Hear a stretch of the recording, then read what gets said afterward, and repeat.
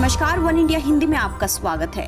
पश्चिम बंगाल में बीजेपी की न बनना चलो अभियान के दौरान बीजेपी कार्यकर्ताओं पर पुलिस की लाठीचार्ज को लेकर सियासत गरमाई हुई है। बीजेपी ममता सरकार पर हमलावर है।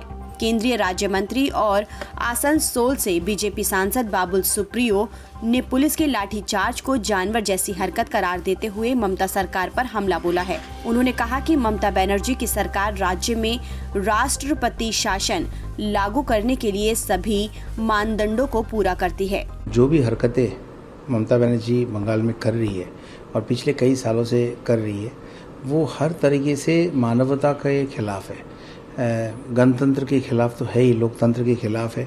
हमारे देश के फेडरल स्ट्रक्चर जो है उसके भी एकदम विपरीत दिशा में वो जाती है। उनको मैंने इतना बेरहम क्रूअल मैं शब्द यूज़ करना चाहता हूँ कॉन्शियसली। मैंने किसी चीफ मिनिस्टर को, किसी औरत को तो मैंने ऐसे नहीं देखा। जिस तरीके से वो पुलिस फोर्स और एडमिनिस्ट्रेशन का इस्तेमाल करती है लोगों की आवाज़ को दबाने के लिए, अपने लोगों के ऊपर दहशत फैलाने के लिए। अब आप पूछ सकते हैं कि वीकडे में प्रोसेशन क्यों करना है आपका। बंगाल में कहीं पे भी वीकडे में बिल्कुल रैलीज होते हैं और उसके साथ जो है जनजीवन भी चलती रहती है। लेकिन पुलिस को जिस तरीके से उन्होंने ब्रूटल फोर्स यूज़ करने दिया है पिछले कई सालों से, फर्जी मामलों में लोगों को अंदर घुसाना, 120 से ज़्यादा बीजेपी कर्मियों की हत्या, बुजुर्ग बीजेपी सभापति, सीनियर लीडर, उनको सर को टारगेट करके पुलिस लाठी चला रही है। जिस शर्मनाक तरीके से एक सिख भाई का टर्बन सड़क पे उतार दिया, और ऐसा नहीं है कि वो कोई धक्का मुक्की में अचानक हो गई, वो बाकायदा उसको पूरा का पूरा पकड़ने के बाद उनको ज़मीन पे फेंक के ये काम किया गया। और देखिए कहीं पे भी कोई भी डिसिप्लिनरी एक्शन की बात आपको सुनाई ही नहीं देगी।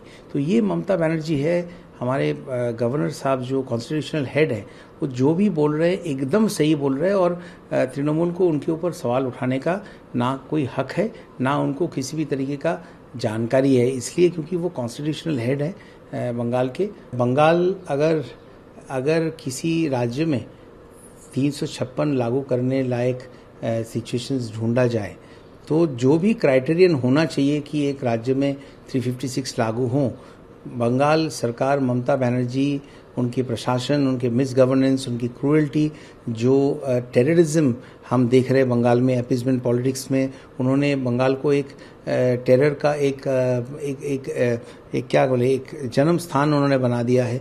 9 अलकायदे के साथ जुड़े हुए बहुत ही खतरनाक टेररिस्ट पकड़ गए, उसमें से 6 बंगाल से है। रोहिंग्या मुस्लिम्स को भी तृणमूल कांग्रेस के नेता लोग बंगाल के अलग अलग जगह के बिठाई है, उनको आधार कार्ड्स दिए जा रहे हैं ताकि वो वोट वगैरह दे पाए, वोटर्स कार्ड वगैरह दिए जा रहे हैं।